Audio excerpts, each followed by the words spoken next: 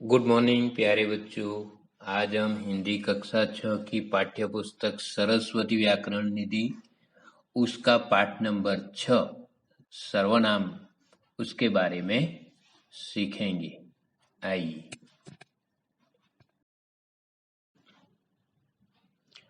पाठ नंबर 6 सर्वनाम, इंग्लिश में से प्रोनाउन कहते हैं। प्यारे बच्चों, आज हम इस पाठ के अंदर सर्वनाम के उसकी परिभाषा, उसके भेद सर्वनाम के और उसके उदाहरण, ये सब हम आज सीखेंगे। ये टॉपिक आपके लिए बड़ा ही इम्पोर्टेंट है। इसमें से कई प्रकार के प्रश्न आपकी एग्जाम में पूछे जाते हैं।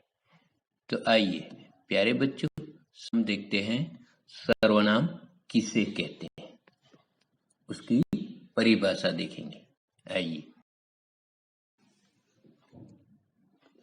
संज्ञा शब्दों के स्थान पर प्रयोग किए जाने वाले शब्द सर्वनाम कहलाते हैं। यानी प्यारे बच्चों, संज्ञा के स्थान पर जो शब्द प्रयोग किए जाते हैं उसे हम सर्वनाम कहते हैं। सर्वनाम का शाब्दिक अर्थ है सबका नाम, इसलिए इनका प्रयोग सजीव, निर्जीव आदि सभी संज्ञा शब्दों के लिए किया जा सकता है। अब ये प्रश्न उठता है कि जब हमारी भाषा में संज्ञा शब्द है तो उनके स्थान पर सर्वनाम शब्दों के प्रयोग की जरूरत ही क्या है। बच्चों, ध्यान रखें कि सर्वनाम शब्द संज्ञा की पुनरावृत्ति को रोककर भाषा को अधिक प्रभावशाली और संक्षिप्त यानी छोटी बनाते हैं। सर्वनाम शब्द संज्ञा के स्थान पर प्रयोग में लाए जाते हैं, इसलिए जरूरी है कि सर्वनाम के प्रयोग से पहले संज्ञा का उल्लेख हो। यानी बार बार हमें संज्ञा का नाम नहीं लेना पड़ता, उसकी जगह पे हम सर्वनाम का प्रयोग करके हम अपनी बात को रख सकते हैं, दूसरे को समझा सकते हैं। तो इसलिए संज्ञा शब्दों के स्थान पर प्रयोग किए जाने वाले जो शब्द होते हैं उन्हें हम प्यारे बच्चों क्या कहते हैं, सर्वनाम कहते हैं। ठीक है, बार बार हमें संज्ञा का प्रयोग नहीं करना पड़ता, उसकी जगह पे हम सर्वनाम का प्रयोग करते हैं। आइए आगे देखते हैं। सर्वनाम के भेद। तो प्यारे बच्चों, हमने जाना कि सर्वनाम किसे कहते हैं। संज्ञा शब्दों के स्थान पर प्रयोग किए जाने वाले शब्दों को सर्वनाम कहते हैं। अब हिंदी व्याकरण के अंदर सर्वनाम शब्दों के निम्नलिखित 6 भेद होते हैं। कितने? 6। नंबर 1 पुरुषवाचक सर्वनाम, नंबर 2 निश्चयवाचक सर्वनाम, नंबर 3 अनिश्चयवाचक सर्वनाम, नंबर 4 प्रश्नवाचक सर्वनाम, नंबर 5 संबंधवाचक सर्वनाम और नंबर 6 निजवाचक सर्वनाम। ये सर्वनाम के प्यारे बच्चों 6 भेद है। ठीक है, उसमें पुरुषवाचक जो सर्वनाम है, पहला भेद, उसके भी 3 अलग से भेद दिए गए हैं, उसे भी हम देखेंगे। लेकिन पहले हम बात करते हैं कि सर्वनाम के मुख्य 6 भेद है और सभी भेद को हम उदाहरण, डेफिनेशन के साथ उसे समझने की कोशिश करेंगे। तो प्यारे बच्चों, याद रखें कि सर्वनाम के 6 भेद है और उसका पहला भेद है पुरुषवाचक सर्वनाम। तो पुरुषवाचक सर्वनाम किसे कहते हैं, उसके कितने भेद है, वो हम देखते हैं। आइए।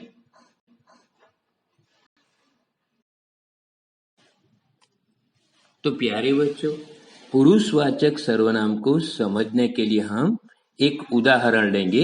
एक उदाहरण से हम उसे समझेंगे।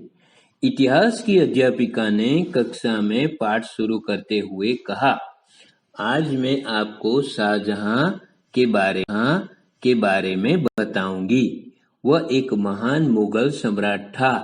उसने ताजमहल, लाल किला, जामा मस्जिद की ऐतिहासिक और सुंदर इमारतें बनवाई। यहाँ अध्यापिका वक्ता है, छात्र श्रोता है।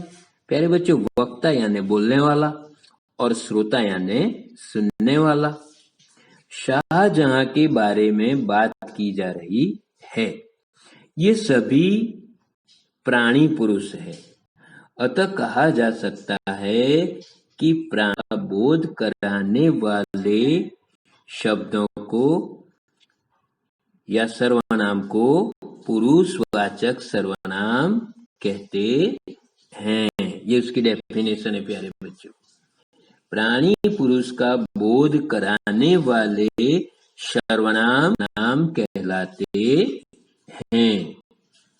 ठीक है, प्राणी पुरुष यानी सभी प्रकार के आदमी, प्राणी, औरतें, बच्चे सब इसमें आ सकते हैं। तो प्राणी पुरुष का बोध कराने वाले सर्वनाम कहते हैं। ओके, आइए आगे देखते हैं।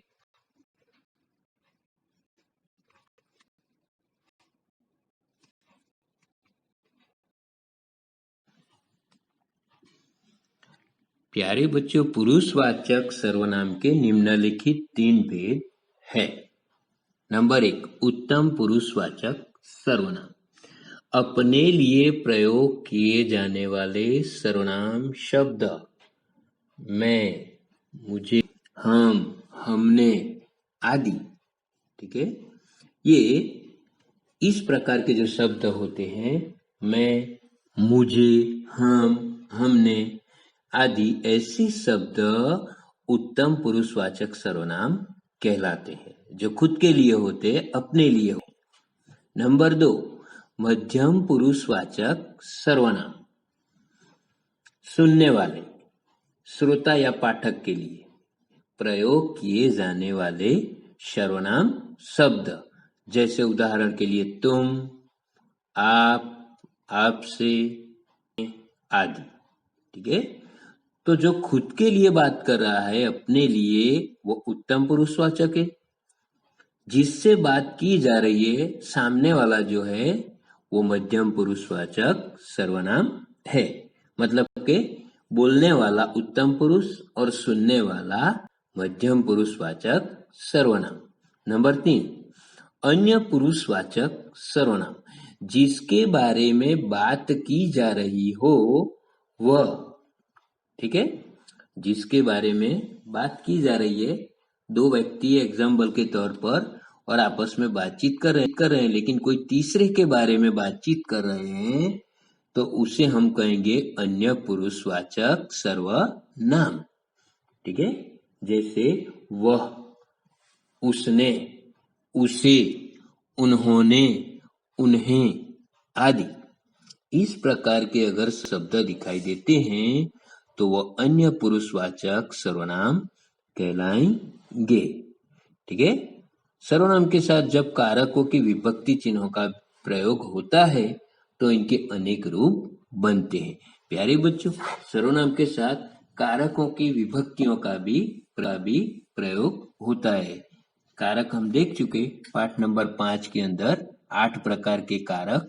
ठीक है, ने, को, से, पर, काके, की, रा, रे, री, ना, ने, नी, के, लिए, के द्वारा, इस प्रकार के हमने जो कारक देखे हैं, वो शब्द के साथ सर्वनाम में जुड़ते हैं और उसके अनेक रूप बनाते हैं।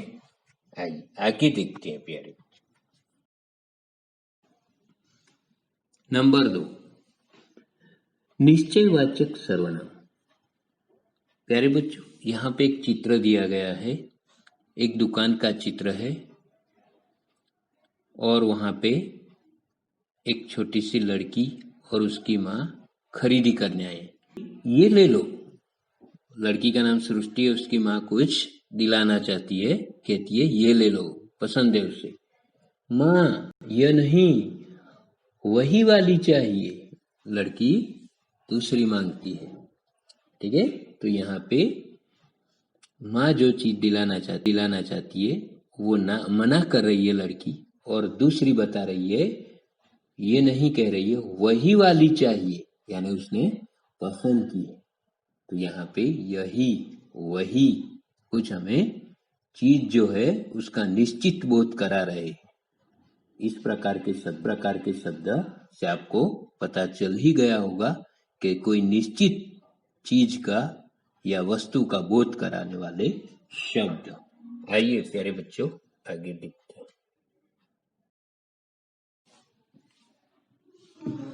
कुछ सर्वनाम शब्द दूर या पास की वस्तुओं या व्यक्तियों का बोध कराते हैं। इन्हें निश्चयवाचक सर्वनाम कहते हैं। इन्हें संकेतवाचक सर्वनाम भी कहा जाता है।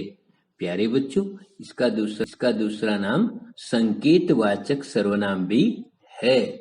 जैसे वह मेरा घर है, यह मेरा पेन है, कल मैंने बाजार में इसी को देखा था।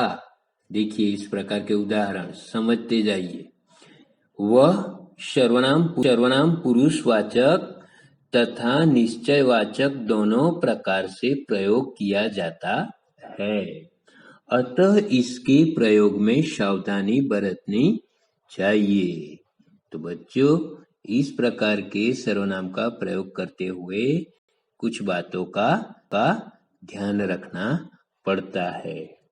ठीक है, कौन सी? देखिए, राम का कार्य समाप्त हो गया इसलिए वह चला गया, तो ये पुरुषवाचक सर्वनाम है।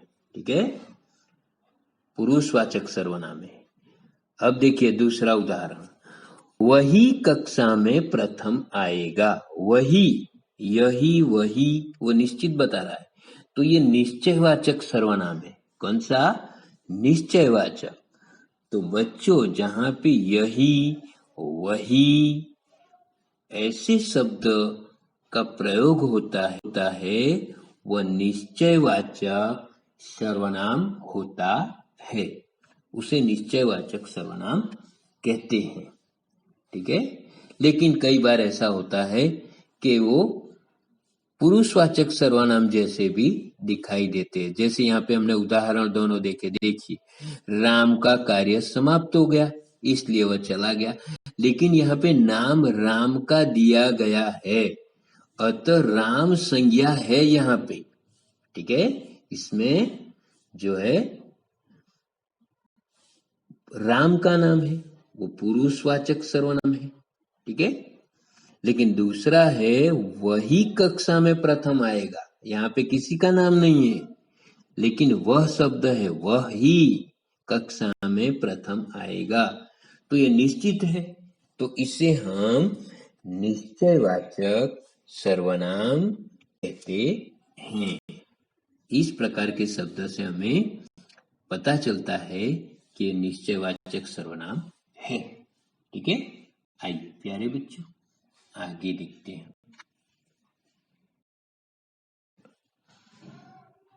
नंबर 3, अनिश्चयवाचक सर्वनाम। माँ जल्दी आओ, दूध में कुछ गिर गया है। उदाहरण देखिए, यह पेंसिल किसने मुझे दी थी। कुछ शब्द से का बोध नहीं होता, पता नहीं चलता कि दूध में क्या गिर गया है। किसी शब्द से निश्चित प्राणी का बोध नहीं होता, पता नहीं चलता कि पेंसिल किसने दी है। पिता पुत्र से, कोई दरवाजा खटखटा रहा है। कोई शब्द से निश्चित व्यक्ति का बोध नहीं होता, पता नहीं चलता कि दरवाजा कौन खटखटा रहा है। तो जिन शब्दों से हमें पता नहीं चलता कि कौन है, कौन सी वस्तु है, क्या चीज है, ऐसे शब्दों को हम अनिश्चयवाचक सर्वनाम कहते हैं। देखिए प्यारे बच्चों, यहाँ पे कोई दरवाजा खटखटा रहा, लेकिन कौन है वो पता नहीं है। निश्चित व्यक्ति कौन है हम नहीं जानते। तो इस प्रकार के शब्द अनिश्चयवाचक सर्वनाम का बोध कराते हैं। ठीक है, ऐसे शब्दों को हम अनिश्चयवाचक सर्वनाम कहते हैं। आइए आगे देखते। अतः जो सर्वनाम शब्द किसी अनिश्चित वस्तु, प्राणी, व्यक्ति का बोध कराते हैं, उन्हें अनिश्चयवाचक सर्वनाम कहते हैं। सामान्यतः कोई शब्द अनिश्चित प्राणी के लिए और कुछ शब्द अनिश्चित वस्तु के लिए प्रयोग किया जाता है।